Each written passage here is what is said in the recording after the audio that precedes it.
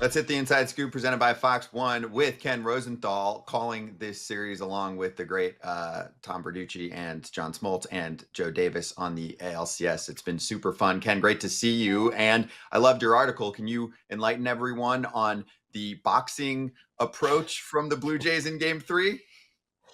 I just thought it was interesting that before the game, John Schneider, the manager, talked about throwing uppercuts. And then after the game, when I talked to the Blue Jays hitting coach, David Popkins, he mentioned the same kind of thing, that when you're in the ring and kind of paralyzed, you've got to start throwing haymakers.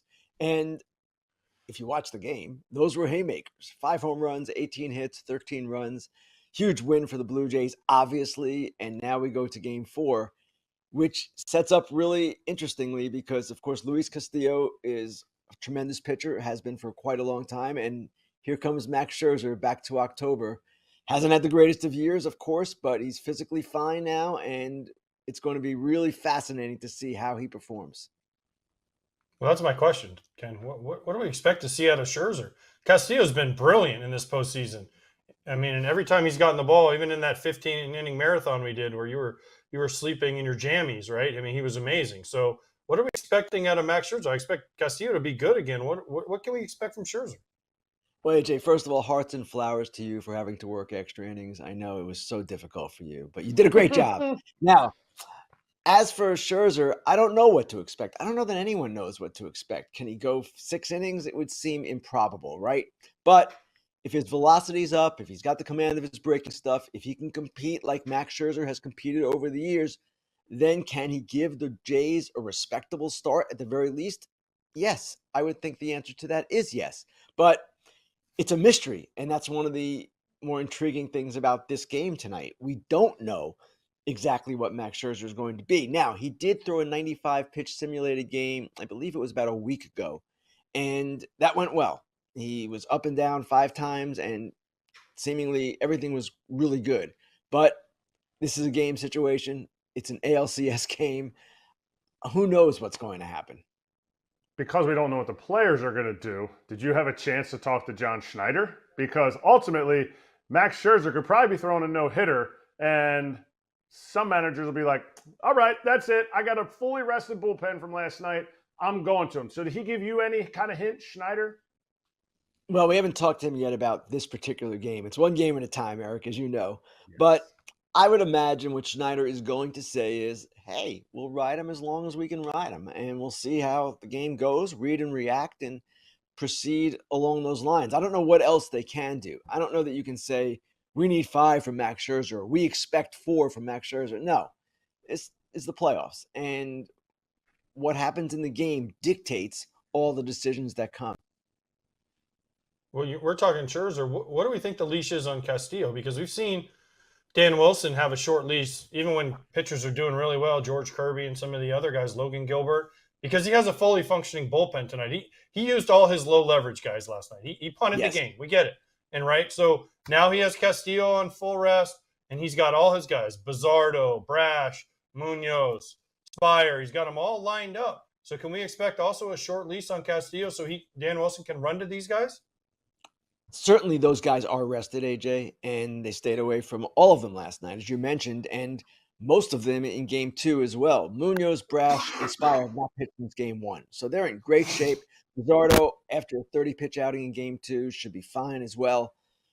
He can, again, manage according to the game situation, and if he senses Luis Castillo, say, in the 5th or 6th inning, is not quite what he was in the earlier innings, assuming he's pitching well, yeah, you go right to the bullpen. Do you do it in the 4th if he's pitching well? No, I don't believe you do. Luis Castillo is who he is for a reason, but they have those weapons available to them tonight. They're in a great spot as far as where their pitching is concerned. What did you see from Shane Bieber, field level? After he gave up that home run and was down and out, you're like, we were talking about the same thing. How long can they actually go with Shane Bieber? His slider, swing and miss, was, I think, the best percentage that he had on the season so far. Did you see a change after that first home run by Julio? Yes, I certainly did. And that first inning, to me, it looked like he didn't have much. And his stuff was down. And it was kind of like in the division series against the Yankees when he was sort of spraying the ball and just didn't have great command, great feel for what he was doing. And suddenly it appeared, and this is how it looked. I'm sure he would maybe tell you differently. Like the light bulb went on. Like all of a sudden, boom, he had it. Now, what was interesting is that after the game, it came out that after he allowed the home run to Rodriguez, the one-out double to Polanco, he went in the dugout at the end of that inning and told his teammates, hey, guys, pick me up. My stuff is good. So he obviously sensed something. He obviously felt pretty good about what was going on. But when you're watching the game, you're wondering exactly what you said. Is this going to be a sweep? Is he going to be out right away? How is this all going to play out? Hey, Ken, by the way, I know you're in that fancy hotel that we couldn't get in when we were in Seattle, so, the blinds are kind of blinding me, so come on. Yeah, I know, AJ. We were at the Holiday Inn. What do you want from my life? We were in the Holiday Inn Express, Ken, okay? You guys are in a fancier right. hotel. I get it. So, understood. I understand how it works. It's fine. You guys have private jets. We have other jets. It's cool. AJ, cry me a river.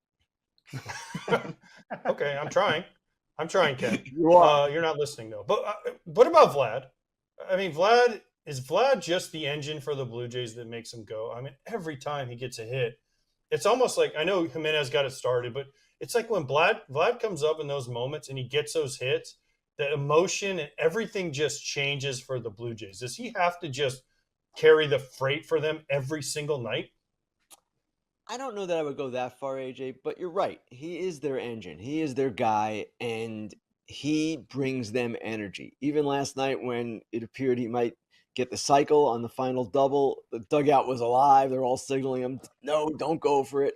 And certainly he is the center of that team, and the contract has made him even more the center of that team. It gave him the knowledge that he would be there, and the players the knowledge that he would be there. But if you look at last night's game, the first big blow was Jimenez's 2-run homer that tied the game. And they had some other big hits in that inning, the Varsho 2-run double. So he's not alone here. And they've gotten a lot of contributions from a lot of different sources. We've talked about this quite a bit this season. And from that perspective, it's not simply the Vlad show. But if you're asking me how important he is, how meaningful what he does is to that team, there's no question. And what's interesting also is even the first two games, okay, he goes 0 for 7. His last 6 outs were on the ground. And you wonder, okay, is he slowing down finally? And then last night he went nuts again.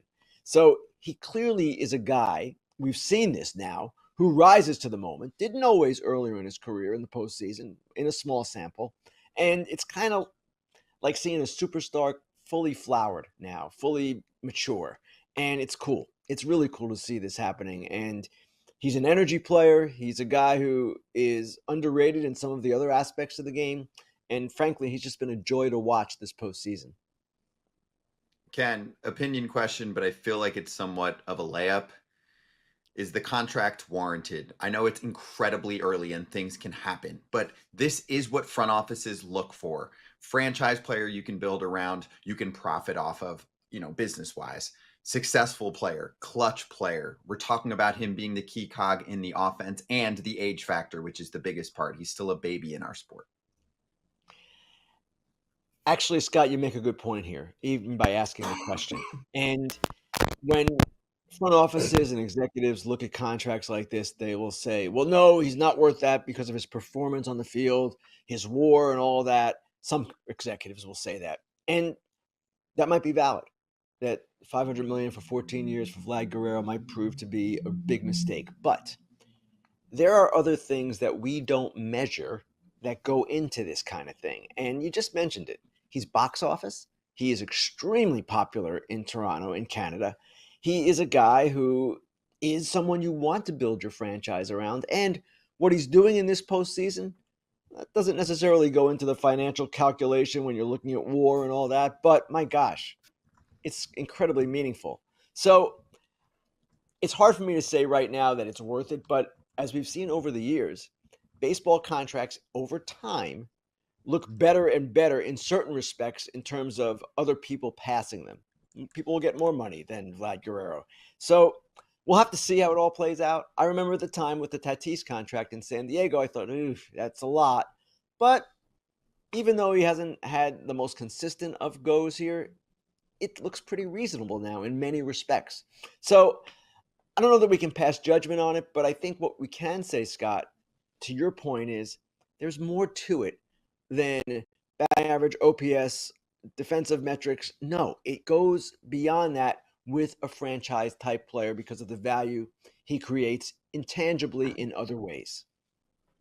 Ken, I know you're in Seattle, but I have two quick questions for you. One, is the biggest lie of all time that it's always cloudy and rainy in Seattle? Because I've been there a lot and it's always sunny there, right? And it's sunny on you now. So is that just sunny right now, AJ? I know, clearly, but to keep people out of Seattle, is that one of the things that they tell? Oh, it's cloudy. It's always, every time I've been there, I mean, not every time, but a lot of times it's sunny and it's beautiful there. So I think they just tell people that to keep them away. I don't know, AJ, but I will say this. These two cities that are in the ALCS are two of the more beautiful cities in North America. And I love visiting them both. It's been too long in both cases, and the cities are just spectacular. And that was Inside Scoop presented by Fox One. Stream now. Fox One is brand new. It's an app. It's where you can catch the rest of the baseball postseason on the American League side and then the World Series, of course. Start your 7-day free trial today.